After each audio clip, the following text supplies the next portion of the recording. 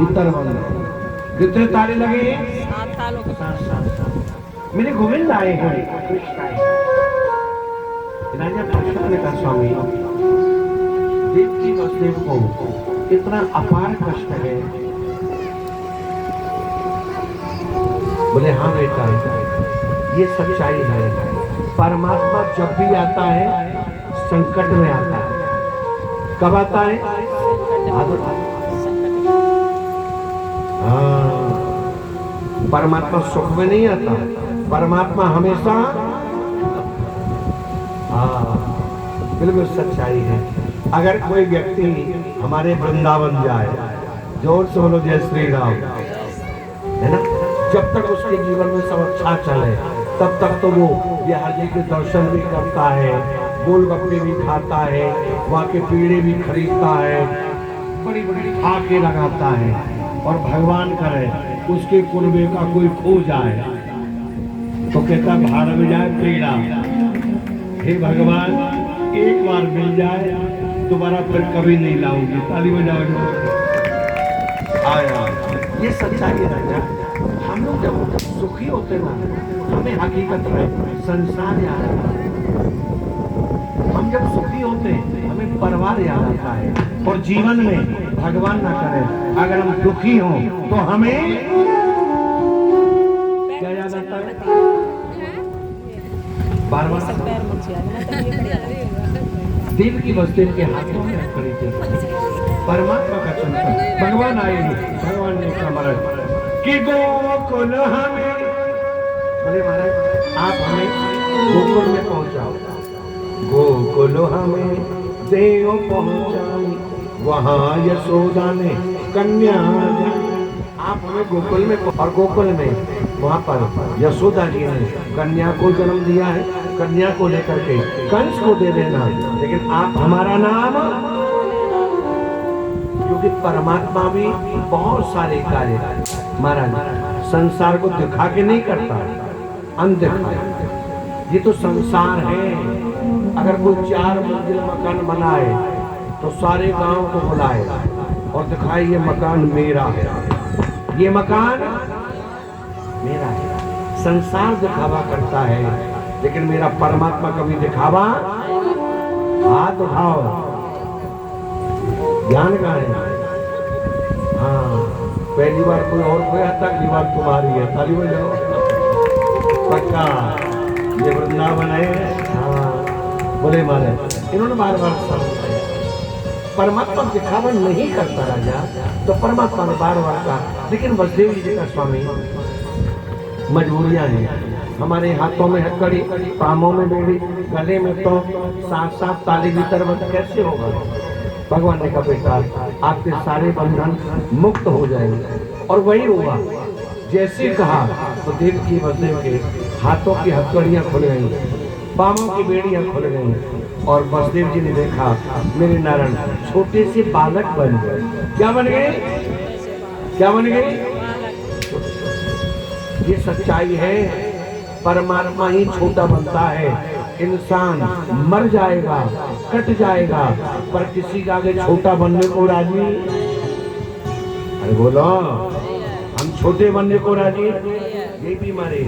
तो परमात्मा हमारा स्वयं जो है छोटे बने और छोटे बन करके यहाँ पर भगवान ने देखा तो वसुदेव जी ने एक छाछ लिया है और छाछ लेकर के महाराज बड़ा सुंदर भाव जाने लगे। सुखदेव स्वामी जी ने देखा जैसे वो छाछ लेकर के जा रहे थे उसी समय इन्होंने देखा कि अब हम क्या करें। तो यहाँ पर इन्होंने भगवान सर पे बिठाया है और लेकर के जाने लगे। सुखदेव जी के बेटा जैसे ही लेकर के जाने लगे उसी समय रास्ते में यमुना जी आई हैं। हाथ उठा के बोलो जय श्री राम। आवाज कम है, जोर से बोलो और जोर से बोलो।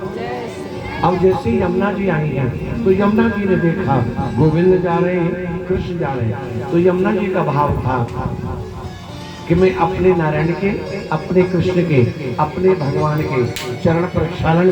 तो यमुना जी ने उसी समय अपना पानी का बहाव बढ़ाया। और जैसे पानी का बहाव ऊंचा होने लगा वसुदेव जी डर गए। वसुदेव जी जोर से बोलो जय श्री राम। आए तो बहुत जल्दी से डर जाता है। आया डरता है ना? कौन कौन डरता है? सारे डर को ताली बजाओ। पुलिस महाराज थोड़ी सी विपत्ति आए हम लोग कांप जाते हैं, डर जाते हैं। अब क्या होगा? तो भगवान ने देखा बस जी कर रहे हैं। परमात्मा अपने भक्तों की परीक्षा लेते हैं। क्या लेते हैं भगवान? गोविंद परीक्षा लेता है। परमात्मा कभी किसी को मारता नहीं है, उसकी करने का फल देता है, जिससे 10 लोगों को भी सबक आ जाए। इस व्यक्ति ने बुरा किया, इसका बुरा हुआ, हम किसी का बुरा नहीं करेंगे तो हमारा भी बुरा। 4 वेद 6 शास्त्र में, 4 वेद 6 शास्त्र में राजा ये निचोड़ है कि बात लिखी है तो कितनी बात लिखी है? हाथों डालो। सुख दीने सुख होत है तो दुख दीने दुख। बस भगवान ने अपने चरण लटकाए और यमुना महारानी चरण छू करके वहां से चली गई। अब जैसे यमुना जी चली गई, वसुदेव जी लेकर के आए हैं। बेटा वो जमाने थे, क्या थे वो? गांव में पहले दिन की तो बात छोड़ो, रात में भी किवाड़ खुली रहती है।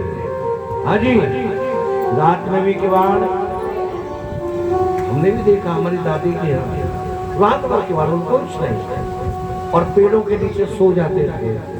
हमारे घर के आगे आज भी एक नीम का पेड़ है, तो उस नीम के पेड़ के नीचे सारे पुरुषों अपने खटिया डाल के सो जाते। तो बोले महाराज यहाँ पर देखा सुखदेव स्वामी के विराजा, जैसे उन्होंने देखा तो यहाँ पर बड़ा सुंदर भाव आया। भागवत जी कहती महाराज वसुदेव जी गए हैं, जाकर देखा माँ यशोदा सो रही है और माँ के बगल में एक कन्या सो रही है, बेटी सो रही है। वसुदेव जी ने बेटा को सुलाया और कन्या को उठाया। कन्या को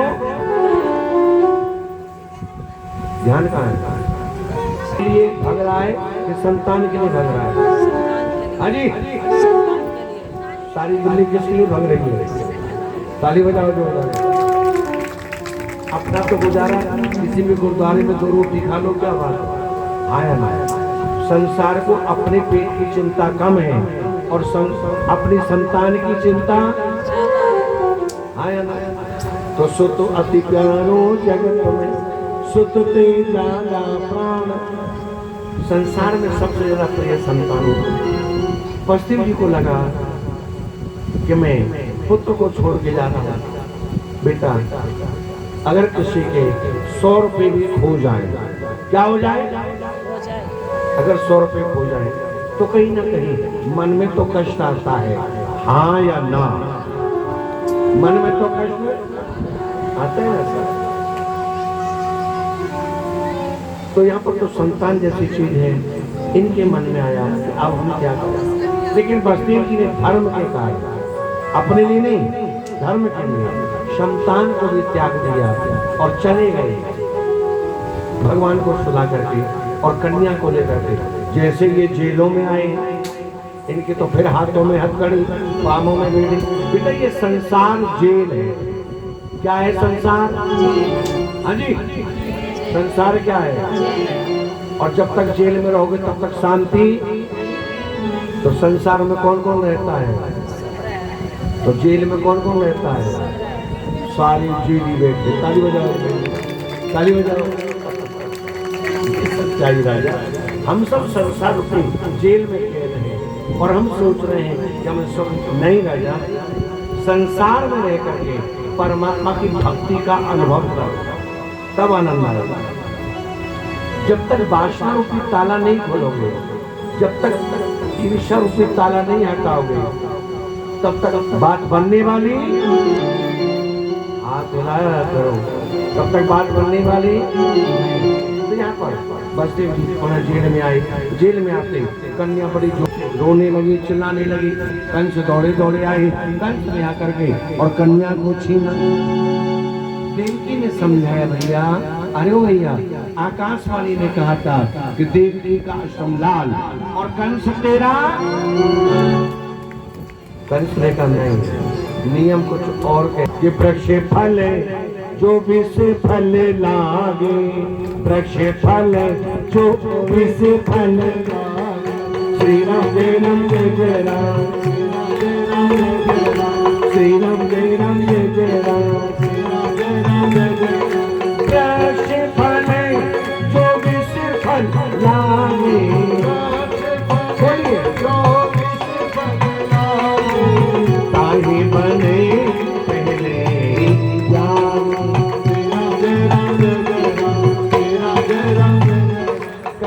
महाराज। जिस वृक्ष पर विषैले फल लगते हो उस वृक्ष को नहीं, वृक्ष की टहनी को नहीं, वृक्ष को जड़ से उखाड़ना चाहिए। कहाँ से उखाड़ना चाहिए? हाथ लाओ। वृक्ष को कहाँ से लाना चाहिए? जड़ से। ना रहेगा बांस और ना बाजेगी तुम्हारे।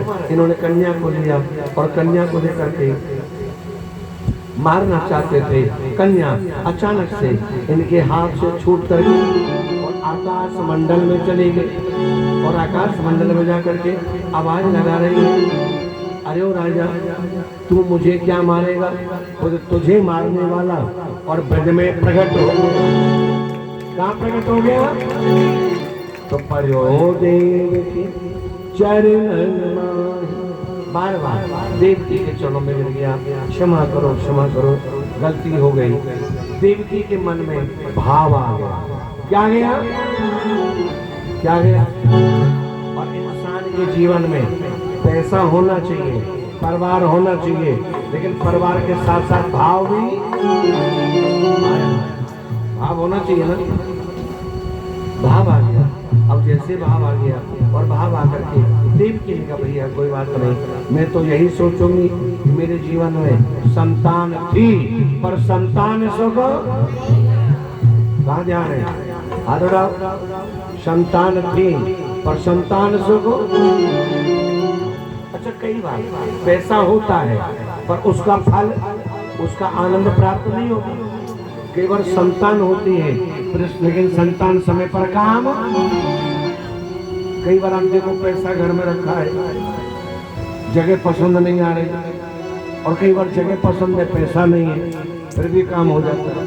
ये परमात्मा की लीला है। तो यहाँ पर हमारा देवकी ने मन को घटाया।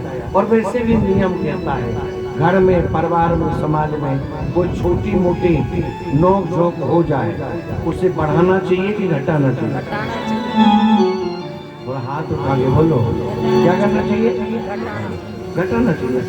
इन्होंने मिलकर के देखा तो सुखदेव स्वामी जी ने बेटा, अब यहाँ वो समय आया यहाँ पर देवकी ने कंस को क्षमा किया और कंस चले गए। लेकिन कंस के मन में मानसिक तनाव है कि मेरा काल ब्रज में प्रकट हुआ है।